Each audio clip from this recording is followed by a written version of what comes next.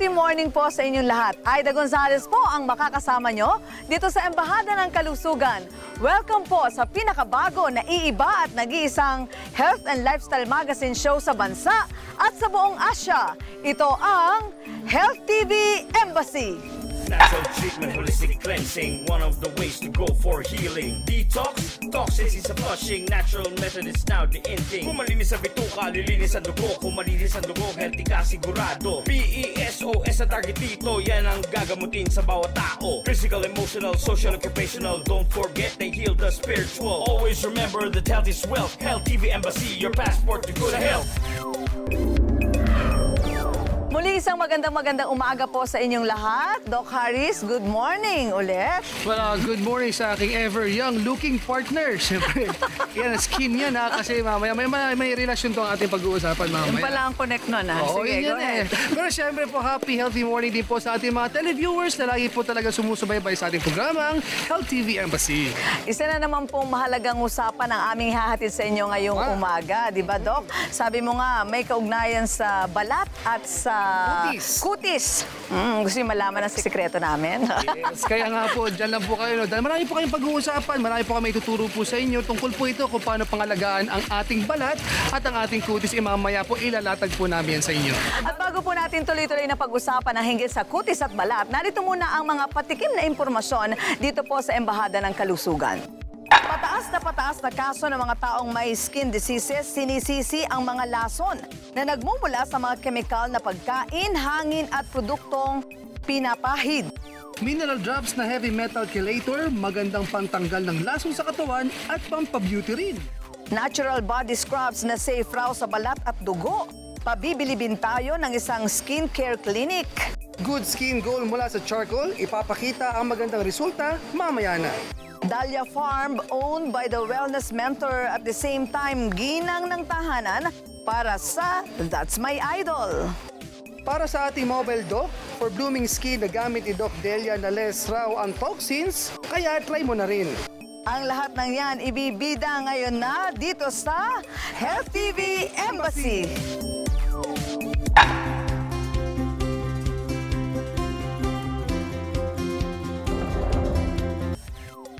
At nagbabalik po ang Health TV Embassy. Ito naman partner no, sa pagpapatuloy ng ating episode. Siyempre, pag ginag-uusapan natin dito tungkol sa ating kutis, tungkol sa ating balat. Pero alam mo ba, lingid sa kaalaman ng karamihan natin mga televiewers na iba pala ang pag-aalaga ng ating kutis siyempre sa muka at ang ating balat naman sa ating katawan. Kasi itong balat, ito pala ang pinakamalaking organ ng ating katawan. Ano? Kaya dapat talaga natin pangalagaan ito. Otherwise, iba't ibang klase ng sakit ang dadapo sa ating balat. Tama yan, partner. No? Kasama na dyan yung ating tatawag na psoriasis, which is an autoimmune problem yan. Kasama na rin dito yung mga nagkakaroon ng mga allergies, di ba? Pangkati-kati. At kasama na rin dito yung mga fungal infection. Ano yung ringworm, yung mga hadhad, yung mga alipunga. Ito po yung mga karamdaman po dulot po ng iba't ibang infection po na dumadapo po yan sa ating balat. Yung tigawat, freckles, melasma. Ang dami, napakarami pong mga sakit pala sa balat na minsan hindi natin pinapansin. Kasama na rin dyan, partner, yung mga toxins na nakukuha natin sa paligid natin, di ba? Yung mga tubig na madudumi. Partner, siyempre, yung mga dinalagay natin sa balat, yung mga lotion natin minsan, di ba? Hindi natin alam. Maraming chemicals yun. At para po mas bigyan pa ng lalim yung usapin o usapin hinggil po dito sa balat at kutis, nasa linya po natin si Dr. Grace Beltran, isang dermatologist, at makakausap po natin. Dr. Grace, happy healthy morning sa'yo. Good morning, Aida, at sa mga televiewers ng Health TV Embassy. Doc, bakit po ba, ano po ba yung mga signs na meron ka ng sakit sa balat or sa iyong kutis, lalo na yung mga kababaihan? Alam mo ba na ang balat ang pinakamalaking organ sa katawan ng isang tao? Kaya kung may maraming sakit ito, ang reason dito ay namamana, no? Ibig sabihin, genetic. May pinanggagalingan sa ating mga magulang o sa ating mga kamag-anak. Stress-related din sila, kaya karamihan ng lumalabas na balat ay gawa ng stress. Ang dami nating stress sa buhay, kaya hindi mawawala talaga yung sakit sa balat. Ang unang mararamdaman mo kapag ikaw may sakit sa balat, kadalasan yung pangangati. Pananakit ng balat, panghahapdi, o kaya parang wala kang nararamdaman. Yung lahat ng symptoms na yun can be manifested by a skin problem. Okay, maraming salamat, Doc. No, syempre gusto natin itanong din na partner, no? Kung ano ba yung mga nagiging dahilan kung bakit nagkakaroon tayo ng mga problema sa ating balat. Kasi kanina pinag-usapan natin yung mga signs. Okay. Ngayon, doktora, ano po ba yung mga dahilan kung bakit nagkakaroon tayo ng problema sa balat? Well, dyan sa tanong mo na yan, depende kasi sa problema na ipinapakita ng isang tao.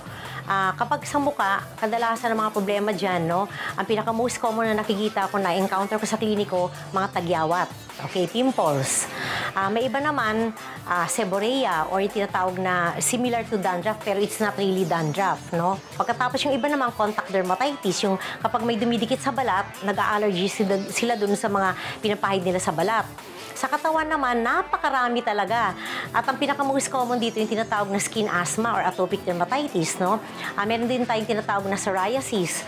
Meron din tayong tinatawag na cirrhosis. Meron din tayong tinatawag na mga nummular eczema na halos buong katawan ay nagkakaroon ng mga rashes. At sobrang daming-dami pang iba.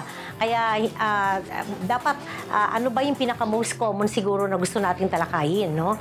So alam na po natin ngayon kung ano yung mga signs na may sakit ka na sa balat or sa kutis mo and then yung pinanggalingan ito. So ngayon po, Doc, paano natin maiiwasan na magkaroon ng sakit sa balat or sa ating kutis? Well, Aida, alam mo, may iba-ibang klase ng balat, no? Meron balat na tinatawag na oily or acne prone. Meron naman tinatawag na aging skin, kaya dry skin naman sila. At meron namang balat na combination type of skin. So, ang iba't ibang klaseng balat ay may kanya-kanyang klase din ng pag-aalaga.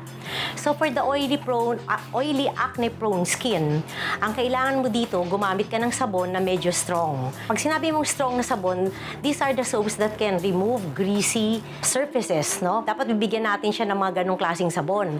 Pagkatapos, kapag ito ay may acne, kailangan mag-additional toner ka din o kaya astringent. Pero yung astringent mo, hindi naman masyadong matapang. Pagkatapos, syempre, tuturuan mo din yung mga pasyente kung paano ba yung proper diet kapag oily skin nila or acne-prone skin. Kapag ka-acne-prone skin kasi, you are not allowed to eat a lot of sugary and starchy foods. And if you are acne-prone also, you have to avoid certain vitamins, no? Like vitamin B. Yan. Tsaka may mga drug-induced acne din. Kaya if you are taking any drug, you have to ask your dermatologist kung ito ba ay magpo-produce ng more acne. Kailangan malaman ng dermatologist mo kung ano yung mga ina-apply mo na mga gamot at iniinom mong mga gamot. You have to avoid stress kasi ang stress factor is one factor that will produce more oil and produce more acne on the face of acne-prone or oily skin people. Ngayon, kapag ka-dry naman, ibig sabihin, aging ka na most probably or talagang meron ka lang abnormal skin. Kasi kung normal ang skin mo, walang problema eh. Pero kung may atopic dermatitis ka to begin with o kanya sabihin natin, ikaw ay aging na, syempre, nawawalan ka ng natural oil sa balat. Kasi your sebaceous gland are not functioning properly, no? So, you have to give the patient a moisturizing soap na mild. At pagkatapos, bibigyan mo sila ng humectants, emollients, or moisturizers. Mamimili ka dun sa tatlong yon. Sometimes, we even give moisturizers with keratolytic, yung nagtutuklap ng balat. Kasi kapag scaly yung balat ng isang tao na may atopic dermatitis na nagdadry yung skin, you also have to remove the scale. Not only moisturize, but you have to make the skin smoother by removing the scale on top of the skin. Kaya yun, i-advise mo rin sila. Pagkatapos, syempre, kung may atopic dermatitis, may mga diet din ka na dapat i-advise sa pasyente. So, iba-iba talaga. Kapag may psoriasis din yung pasyente na dry skin din, iba-iba ding diet ang ibibigay mo, no? At kapag aging na yung pasyente, well, you have to teach the patient to eat proper foods para mas ganda yung dating ng oil glands nila, mas maging ma-activate uli at ma-prevent natin yung further atrophy. Talaga may mga tao na sabihin na natin na atrophied na talaga yung kanilang glands. Kaya then you have to tell them how to moisturize properly, like how many times a day, how much moisturizers are you going to apply, and you also have to tell them to apply sunblock, no? Kasi their skin gets easily irritated by mga anti-aging products na gagamitin din nila. Ayun, kapag combination skin naman, you also have to give a soap that is also for combination type of skin. Ang combination type of skin, medyo mas madaling no?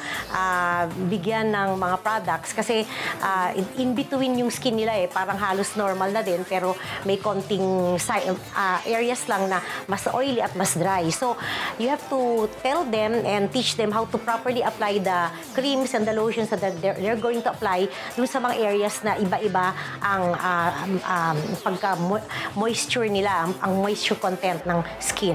Okay, maraming salamat po, Dr. Grace Beltran, isang dermatologist na nagbahagi po ng kanyang mga impormasyon para pangalagaan ang ating mga balat. Okay, Tama Doc? ka dyan, partner, kasi nga kapag napabayaan po natin at patuloy exposure natin sa mga chemicals, partner, ito skin cancer po ang pwede po natin makuha. Nakakatakot pala yun, no? So, para dapat hindi nyo sapitin ang ganung Mga problema. sakit, diba? Yes, oo. Education is the best prevention. Tama ka dyan. Pero alam mo ba, partner, no, meron tayo tatawag ng mga miracle drops at saka itong mineral drops na nakakatulong naman daw para makaiwas sa iba't ibang problema sa ating balat. Ito turo-turo lang yan, tapos ipapahid mo lang, makapag-prevent na. Oh, yan. So, abangan nyo po yan sa pagbabalik ng Health TV Embassy. Gagaling ka na, gagaling na tayo sa Health TV Embassy, tuturuan nila tayo.